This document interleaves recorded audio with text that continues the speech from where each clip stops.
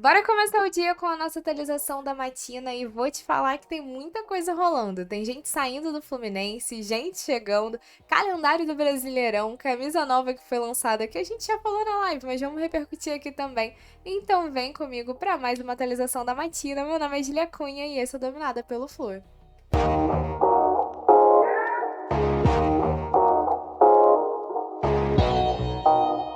Saudações tricolores, uma ótima manhã pra gente. Se você tá chegando aqui pela primeira vez, seja muito bem-vindo e, é claro, já deixe seu like e se inscreva aqui no canal pra ficar sempre ligado no Fluminense. Vou começar com a notícia que todo mundo quer saber, que é sobre o Otávio, né? Quem pode chegar? Sim, estamos no aguardo de um centroavante e de um meio armador, mas o Fluminense decidiu dar prioridade primeiro para a contratação de um volante. Eu tô gravando esse vídeo, ele tá saindo bem cedo, porque eu tô gravando ele às 10 para as 3 da manhã. Então o que a gente tem de notícia até o momento com o Otávio foi dado pelo Vitor Lessa que Fluminense e Otávio já estão acertados. A única questão que falta seria se acertar com o Atlético Mineiro. O Fluminense fez uma proposta, o Atlético não aceitou essa proposta de cara, né? Fez ele uma contraproposta e estaria tudo bem encaminhado, tudo muito avançado para que de fato os clubes também fechem ali acordo e o Otávio venha para cá com um contrato de 4 anos e valores que até esse momento não foram revelados. E aí, pra gente falar mais sobre o jogador, depois daquela explorada que a gente deu junto no SofaScore, viu o vídeo do Felipe Barros da FBTV falando sobre o jogador. E confesso para vocês que se eu não tinha muitas expectativas, fiquei um pouco mais animada. Parece que é um jogador que sim, ele agregaria ao elenco, mas ele não é talvez tão diferente assim do que a gente já tem com relação ao Martinelli e Bernal. Tem ali uma característica a mais na marcação, mas seria um jogador que viria para brigar por posição e provavelmente conhecendo o Fluminense, estando acostumado a ver esse dinheiro que o Fluminense tem gastado no mercado, a gente vai estar trazendo talvez o que seria a terceira prioridade, em primeiro lugar, gastando muito por um nome que ainda brigaria para tentar ser titular.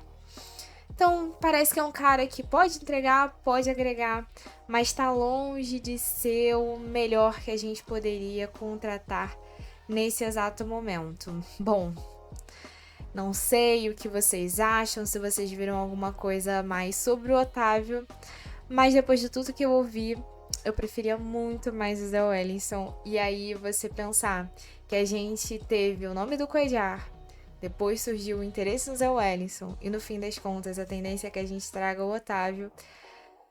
Bom, a gente vai ter que torcer para que dê certo, né? Acho que o contrato de 4 anos é algo também um pouco exagerado para um jogador que hoje já tem 31 anos, que não é titular no seu clube, que tinha contrato com o seu clube até o meio de 2026, ou seja, não era um contrato também muito extenso, e que, enfim, teve questões de lesões no ano passado, nada que não consiga atuar aqui, mas enfim, tendência quanto mais velho, mais problemas de lesão. Então, acho que 4 anos foi muito exagerado. O ideal mesmo seria oferecer 2 anos, dar um ano de segurança para o clube que vê o Otávio com potencial para vir para cá esse ano, um ano de segurança com o jogador, de repente até colocar ali alguns gatilhos no contrato em caso de produtividade para uma possível extensão por mais 6 meses e tal. Mas, né, a informação dada pelo Vitor Lessa são de que vão ser 4 anos. Então, assim, acho que nada me agradou muito. O fato de a gente ter um volante um pouco mais marcador, sim, me anima. Mas não estou lá com muitas expectativas. Vindo realmente é torcer para que dê certo. E já que a gente falou sobre preparação física, pode deixar aí a sua opinião sobre os comentários, mas a preparação física tem a ver com o nome que saiu do Fluminense. Também vi através do Lessa que o Marcos Seixas, que é preparador físico do Fluminense, deixou o Flu, que foi chamado para o André Jardine, que hoje está no América do México, para ir para lá. Bem, é um cara que já estava aqui no Fluminense na sua segunda passagem há quase 7 anos, que tem passagem por seleção brasileira. Talvez depois de 2024 a gente tenha ficado muito ali desconfiado, mas é um cara que tem nome no mercado da bola e que acabou deixando o Flu. Não sei quais vão ser os próximos passos do Fluminense, mas sem sombra de dúvidas a preparação física é importante, então espero que se o Flu for trazer outro nome para o lugar do Marcos Seixas, que também se movimente para fazer isso antes do Brasileirão começar. E para falar sobre Brasileirão, vou colocar na tela com vocês a ordem dos jogos do Fluminense. A gente vai estrear fora de casa e a última rodada vai ser aqui no Maracanã. Bom, vai ser em casa, né? A gente acredita que o Maracanã vai estar funcionando normalmente na última rodada. Vou colocar com vocês na tela só pra gente ter uma ideia dos primeiros jogos que a gente vai disputar. A CBF divulgou a tabela do Campeonato Brasileiro, que dessa vez vai começar mais cedo, logo ali no finzinho de março, e a gente ainda não tem a definição exata das datas de cada jogo, mas a gente vai saber a ordem, né? Quem o Fluminense vai enfrentar em cada rodada e tem ali a definição de quando essas rodadas vão acontecer.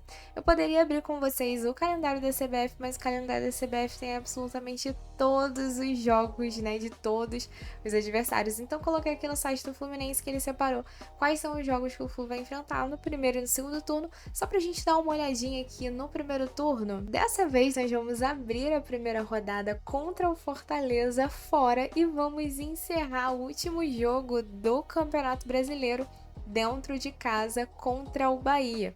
E aí, pra gente ter aqui uma ideia desses primeiros jogos, não vou ler os dois turnos, até porque o segundo turno a gente sabe que é a mesma ordem do primeiro, mas o Fluminense começa enfrentando o Fortaleza fora, depois o Bragantino em casa, Santos em casa, a galera que tá ansiosa para ver o Neymar vai ter essa oportunidade aqui também, Corinthians fora, Vitória em casa, Botafogo fora, Sport em casa, Atlético Mineiro e Juventude fora, Vasco em casa, Internacional fora, Ceará em casa, Mirassol fora, Cruzeiro em casa, Flamengo fora. E a gente fecha o primeiro turno enfrentando Palmeiras em casa, São Paulo fora, Grêmio em casa e Bahia fora de casa. Bem, então essa é a ordem do primeiro turno. Segundo turno só troca os mandos, mas a ordem dos adversários é a mesma, a não ser que tenham jogos adiados e tudo mais. Mas enfim, a gente já tem um parâmetro de como vai ser esse início de campeonato brasileiro. E antes da gente falar da camisa, e o assunto é um assunto importantíssimo que eu esqueci de falar na abertura desse vídeo, que é o jogo de hoje. O Fluminense vai enfrentar o Praia Clube pela Superliga Feminina, o Flu que vem bem embalado aí da vitória contra o Osasco, a vitória em cima do Flamengo, 2 jogos que o Fluminense jogou bem, e hoje vai enfrentar o Praia Clube às 9 horas da noite na Hebraica. Então assim, jogo importante, jogo que tende a ser bastante disputado, e que a gente espera, é claro, uma vitória do nosso Flusão. Vai ter transmissão na Sport TV e o Rafa vai estar transmitindo em áudio lá no time de Guerreiras. Se tudo der certo, vou aparecer inclusive nesse pós-jogo para poder comentar, até porque a nossa live inclusive vai ser meio-dia por conta desse jogo. Não tinha como fazer 5 horas por conta da natação. E eu não ia atrapalhar a transmissão, não é que eu ia atrapalhar, eu quero assistir essa transmissão, eu quero que vocês assistam essa transmissão também. Então a gente se vê, se bobear ainda no pós-jogo dessa partida para comentar o resultado entre Fluminense e Praia Clube, que eu espero que seja muito positivo. E pra gente fechar com 2 boas notícias, o resultado que nos favorecia no Campeonato Carioca, que era a vitória do Flamengo sobre o Botafogo, aconteceu. O Flamengo venceu por 1-0, com isso o Fluminense segue com boas chances. Talvez não tão boas assim, mas assim, com chances ainda muito possíveis de se classificar para as semifinais do Campeonato Carioca. E o Fluminense lançou a camisa tricolor nessa quarta-feira, a camisa ficou maravilhosa. Questões de preço, a gente tem questões bem problemáticas, porque a Umbro fez uma camisa de torcedor que não tem o detalhe na manga, que dá todo o charme, e essa camisa de torcedor, ela é R$100 mais barata do que a camisa de jogador, que é a mais cara ali, que teria o detalhe na manga, e que eu acho que é a que todo mundo que se apaixonou por essa camisa vai querer. Então, enfim, parte complicada, mas esteticamente falando, ainda não vi pessoalmente, porém o designer é inquestionável. Inclusive lembra essa camisa do Fluminense de 1976, mostrando ali que talvez tenha sido, quem sabe, uma inspiração para essa camisa. E inclusive, eu tô esperando algo bem parecido com essa aqui, que é da Umbro também, que é uma retrô de 85. Ela é maravilhosa. O escudo é normal, né?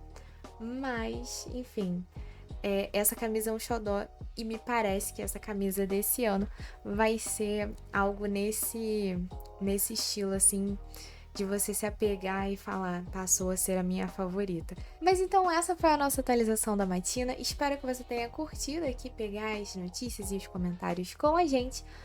Beijo no coração, saudações tricolores. Meio-dia a gente tem live e mais tarde, 9 horas da noite, a gente tem jogo do Fluminense do vôlei feminino. Tamo junto e até mais tarde.